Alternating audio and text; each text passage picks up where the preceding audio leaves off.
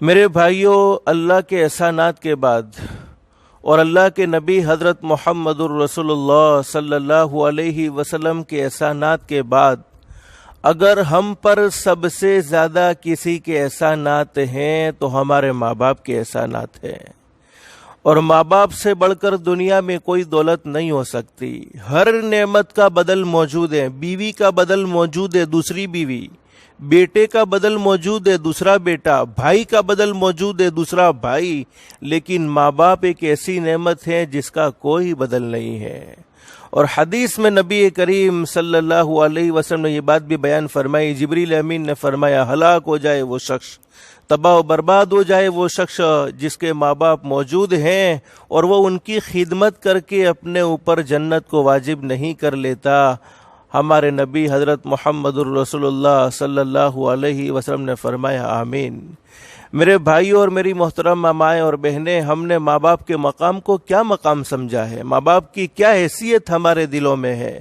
ماں باپ جیسی عظیم نعمت اس دنیا میں کوئی نہیں ہے، اور یہ موضوع میں اس لیے چوز کر رہا ہوں، یہ موضوع کا انتخاب میں نے اس لیے کیا ہے کہ حدیث میں فرمایا نبی کریم صلی اللہ علیہ وسلم نے اللہ پاک بڑی بڑی مغفرت کی راتوں میں گنہگاروں کو معاف فرما دیتے ہیں۔ جس نے ساری زندگی گناہ کیے ہو، جس نے ساری زندگی نافرمانیاں کی ہو، جس نے ساری زندگی اللہ کو ناراض کرنے والا کام کیا ہو، لیکن سچے دل سے معافی مانگ لے، اللہ میں نے زندگی گناہوں میں گزار دی، میں نے زندگی نافرمانیوں میں گزار دی، لیکن آج میں تجھ سے معافی مانگتا ہوں۔ حدیث میں فرمایا نبی کریم صلی اللہ علیہ وسلم نے اس کے ہاتھ اٹھا کر نیچے رکھنے میں دیر ہو سکتی ہے، لیکن اللہ کے معاف کرنے میں دیر نہیں ہو سکتی ہے۔ لیکن ایسا آدمی، ایسا مرد، ایسی عورت جس نے اپنے باپ کو ستایا، جس نے اپنی ماں کو ستایا، فرمایا بڑی بڑی راتوں میں بھی وہ مغفرت سے محروم رہ جاتا ہے،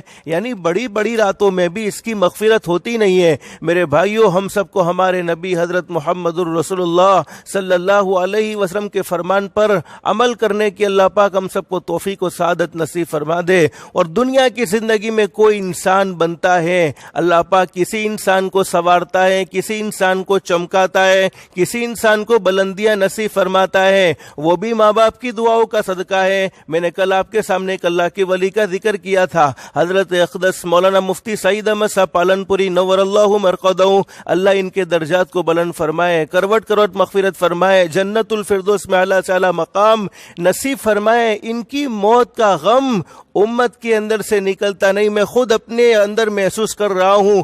2 دن تک بس وہی بات دماغ میں تصور میں ہے، وہی حالات دماغ میں آ رہے ہیں۔ تو جب ایک آدمی کو اللہ پاک نے یہ شان نصیب فرمائی ہے کہ اس کے جانے کے بعد پوری دنیا رہ جاتی ہے، حضرت اقدس تو دنیا سے ہنستے ہوئے چلے گئے، لیکن آج دنیا ان کی یاد میں رو رہی ہے، دنیا ان کی یاد میں غم منا رہی ہے۔ اور اس بات سے مجھے یہ بات بھی سمجھ میں آ گئی، حضرت نبی کریم صلی اللہ علیہ وسلم سے محبت کرنے والی جماعت صحابہ کرام کی جماعت تھی۔ جب ہم ایک عالم دین سے محبت کرتے ہیں تو اس کے غم میں، اس کی جدائی کا غم ہم برداشت نہیں کرتے ہیں، اس کی جدائی کو ہم سے برداشت نہیں ہوتی ہے۔ تو صحابہ کرام نے نبی کریم صلی اللہ علیہ وسلم کی جدائی کو کیسے برداشت کیا ہوگا؟ تو میں بات کیا کہنا چاہتا تھا، جب انسان چمکتا ہے، اللہ پاک انسان کو بڑے اونچے مقام اور مرتبے تک پہنچاتا ہے، تو وہ بھی ماں باپ کی دعاؤں کا صدقہ ہوتا ہے۔ آج میں آپ کے سامنے بیٹھا ہوں، بات کر رہا ہوں، یہ میرا ذاتی کوئی کمال نہیں ہے، یہ میرے ماں باپ کی دعاؤں کا صدقہ ہے۔